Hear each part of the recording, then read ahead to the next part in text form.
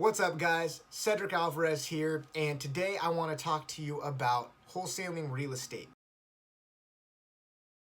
Specifically, what is wholesaling real estate? You may be watching this video because you're a licensed real estate agent like myself, or you may be somebody who doesn't have their license, isn't a broker, but is interested in potentially buying some real estate one day, investing in real estate, and making money with buying houses in the future. So if that's the case, this video is for you. So wholesaling real estate, what is it?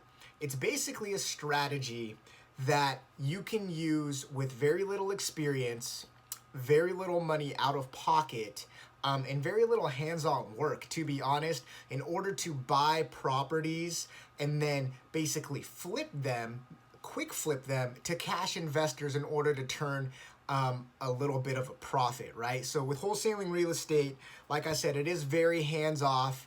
It is very, you could say entry level. You don't need a lot of experience to get started, which is nice, but the payouts aren't as large as, the big cash investors who are flipping properties on the regular or buying multi-unit apartment complexes, right? So it's a very nice way to get started and also gain experience as an aspiring real estate investor one day. So when you're wholesaling a piece of property, what you're basically doing is you're acting as the middleman between a motivated seller, someone who's looking to sell their property. Usually they're looking to sell quickly, and usually they're willing to sell for cash as well. And you are basically going to find that person who wants to sell their property. Then you are going to lock it up under contract. We'll talk about that in a second. But basically, where your money's made is once you have it locked up under contract, you assign it to an end buyer, a cash buyer most of the time. And these cash buyers are the people I was just referring to who are fixing and flipping properties, or at the very least, they're fixing up properties and then keeping them as rentals and or actual landlords and adding them to their rental portfolios. So you have to remember that you are the middleman between these two types of people, which means you're working with both these types of people. On one end, you're working with motivated sellers who are looking to sell. They're usually in some kind of financial hardship, or this property is causing some sort of problem in their lives, right? They need to get rid of this property rather quickly.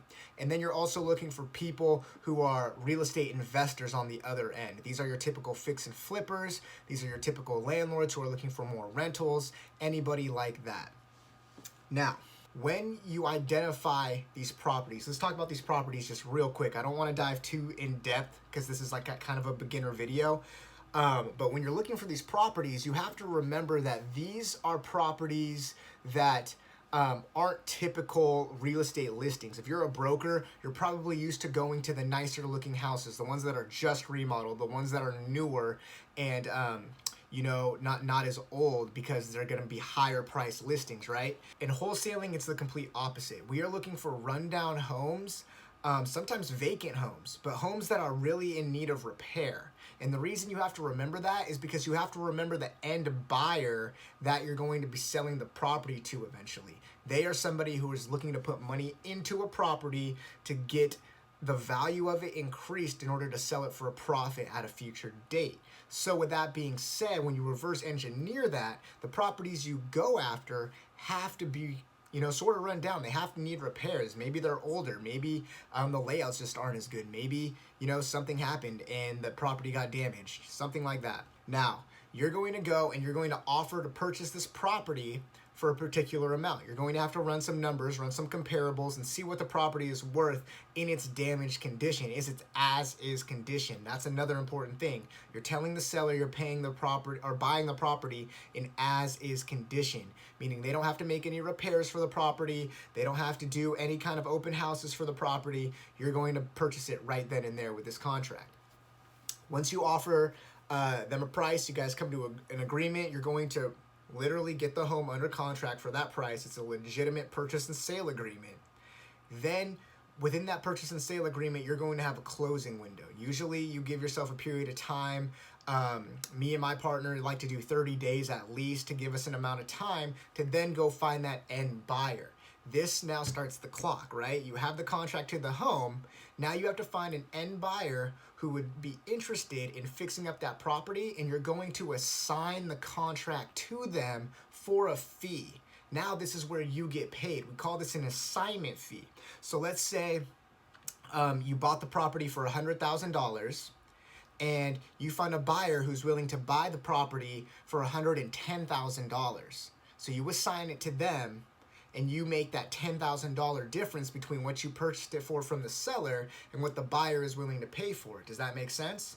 The seller will then get the $100,000 from the buyer's contribution purchase, and then that extra $10,000 will go to you for finding the property, getting it under contract, and basically assigning the contract of the home over to the buyer who's actually going to fix it and flip it on the market. Now that's basically, wholesaling in a nutshell. So that's really the framework of it. That's what wholesaling a house looks like, and that's what it is. Like I said, I didn't want to go too far in depth because there are a lot of moving pieces to this stuff. So be on the lookout for upcoming videos. If you guys are interested and want to learn a little bit more, I'm happy to do more videos. We can talk about specifics when it comes to looking and targeting for these homes, how to find cash buyers. You really want to build a list of cash buyers as well. When you get a property under contract, then you have multiple people to market it to, and higher probability of getting it sold. So there will be more videos on the way, but I just wanted to give you a quick framework. This is really for people who are licensed brokers and haven't even heard of wholesaling. Like, you guys don't understand. I'm a licensed real estate agent, but primarily my partner and I, we focus on wholesaling real estate. Guys, the commission payouts are higher.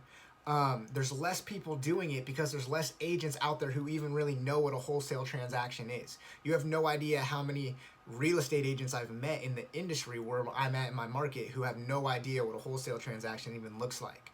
It gives you the edge. There's less competition. There's a chance to get paid higher amounts for honestly less hands-on work, no inspections, no appraisals, things like that.